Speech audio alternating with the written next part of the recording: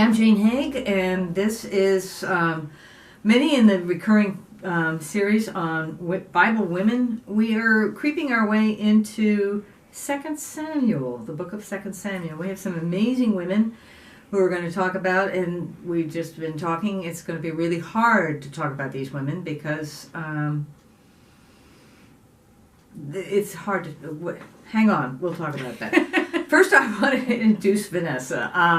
Vanessa, tell us about yourself and tell us about yourself. Well, all right. Well, What brought you to St. Margaret's? We came to we've lived in Amberley, down the road, 5 minutes for 25 years, 26 years. Wow. And we attended Methodist churches most of that time, and we had to find a new church home. And I suggested we try St. Margaret's. I wanted to come here for a long time. And we found a home here. I feel comfortable. I like the mission of the church. I feel that we can contribute here. Good. And you have. Well, we're trying. Been 4 years, I guess. No. 3.5. 3.5? About Yeah. the same time you came? Yeah, that's what I was thinking. It's about the same time I came. So.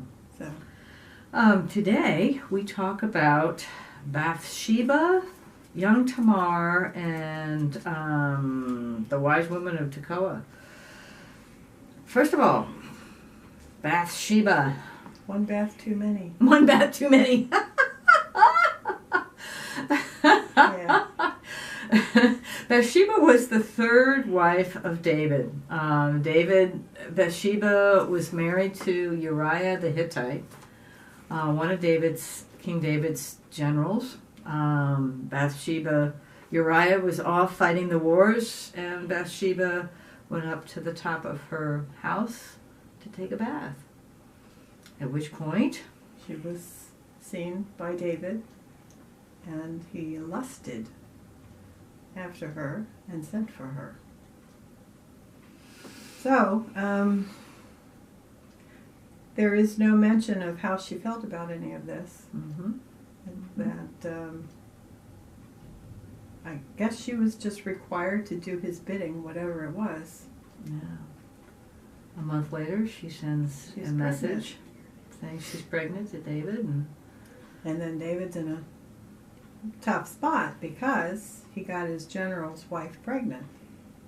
So then he has to conspire to either cover it up by getting the general to sleep with his wife, which doesn't work. So then he has to have him killed and take her as his wife. not the best moment of King David's life and legend. No. No, he has a lot of those moments. That's Yeah. what I'm finding. So So at least he married Bathsheba. he married her, but there were punishments. Yeah. God wasn't happy that he committed adultery and murder. So Nathan says, The prophet tells Bathsheba. you'll lose this baby, and there's going to be trouble in your house, and tells him everything that's going to happen. And David's really sorry, but that's what happens. Mm-hmm. And in nowhere do we know how Bathsheba Yeah. feels about any of this. Isn't that so true? So we look at it from today and try to project, which is impossible. Interesting that she goes down in history as a brazen, enticing woman. The Bathshebas of the world who entice these men. And yet... She was a subject. Yeah. We don't know how she felt. We don't know how she felt about losing her child. Hmm. And that he consoled her by getting her pregnant again. You don't know how, although in the reading it infers that she knew he had her husband killed. I don't know that. No, it's... But how would she feel about living with the man who had her husband killed? Did she love her first husband? Mm-hmm. There's a lot of... He certainly was the most honorable of men. Yes. And yeah, loyal to David. And then she had to, but she was pragmatic, obviously, Mm-hmm. and she lived in the palace and was one of the king's wives. So she looked out for her position. Was she the mother of Solomon? Yes. Okay. Yes. So then she had to go speak once one of his other sons That's right. Yeah. tried to become king. Absalom? No, it wasn't Absalom. Absalom was Saul's son, and it was Absalom and David who were best friends. It's Abinadab or something like that. Okay. Who declared himself king, and Yes. then she went to David and said, "Well, wait a minute. I thought you said that our sons." So then David, before he died, had to take care of that. And Which he declared did. Solomon. And so David was not allowed to build, one of the punishments was David was not allowed to build a temple or the covering over the Ark of the Covenant in Jerusalem. So that's why Solomon did build a beautiful temple. But David, that right was not part of David's lineage. Meanwhile, we were so proud of the fact that Jesus was of the house of David. Not the best look, because now we have to talk about young Tamar. Yes. The only daughter that is mentioned. Mm-hmm. And he does nothing to protect her honor. Young Tamar is raped by one of her stepbrothers. Half-brothers. And another her full brother takes revenge. Eventually, 3 years later, kills Ammon. Mm-hmm. Mm-hmm. But then he's banished for 3 years. And that leads to the wise woman. The wise woman of Tekoa, who goes to David. Joab arranges for her. Right? Joab is the General? event. Okay, keep going, because I get these names mixed up. Yeah. Arranges for her to go speak to David with a similar story to get him to understand that he can forgive his son, because he didn't think he could be fair. Right. So with this wise other woman storyteller, yeah, she shows him that he can. So then that brings him to forgive him and let him come back, which I don't know was a good idea or not, because he ends up trying to overthrow David anyway. And that's in the next story. That's in the next woman, Bahurim, where David is hiding to flee from. It is Absalom. Okay, right. Absalom's army is larger than David's. Absalom's trying to overthrow David, so they flee, and they're hiding. And 2 of his agents hide in this woman's well. Wow. Now, are we supposed to be talking about that today, or is that next week? It's all 3 of these women. Okay. And Tamar, and it was a lot. I don't know. That's why we're hopping from this to this to this, but I don't know. Yeah, because the story of the woman of Tekoa is actually happens after the woman of Bahurim. But anyway, let's talk about the woman of Bahurim. No, it's not. This is in correct order. Okay, all right. So now we have the woman of Bahurim who has a well, who's got some spies, or some agents of David hiding in the well.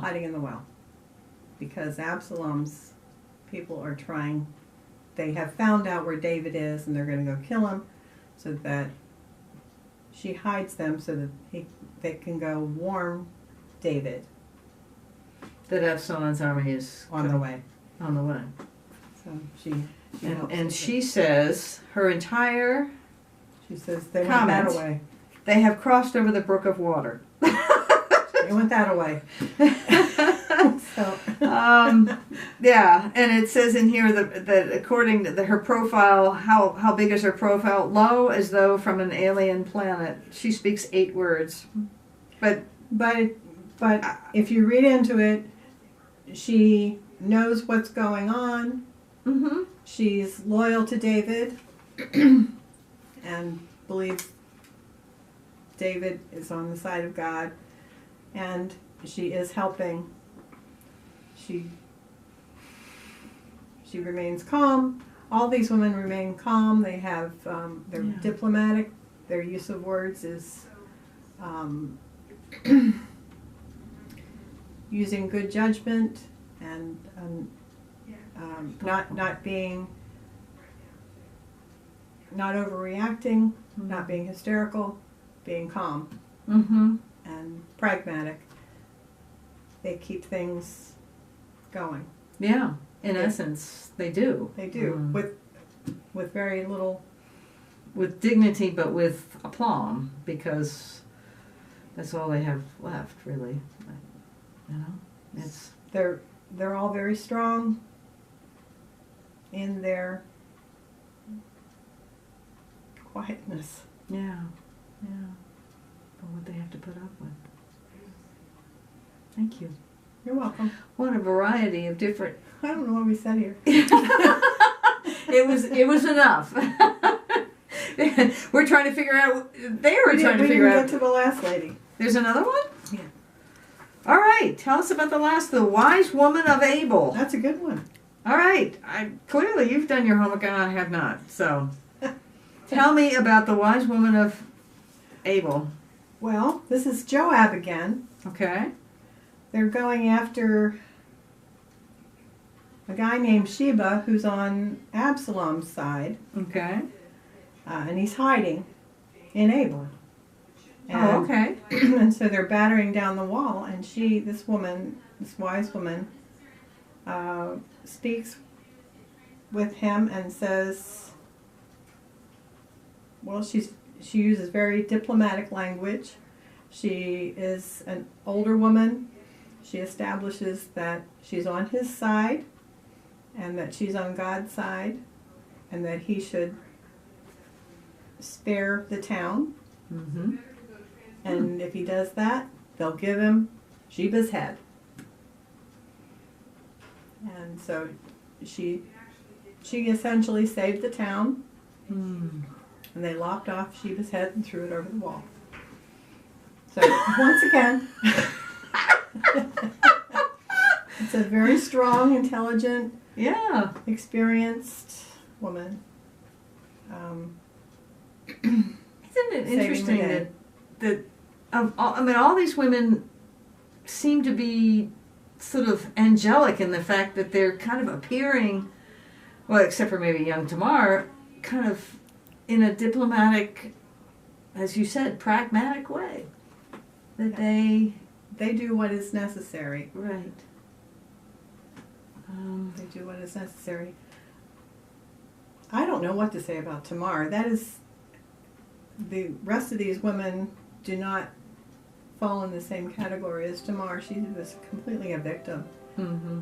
and let down by David, let down by her brother, let down by her half-brother. There's No, there is not much more you can say.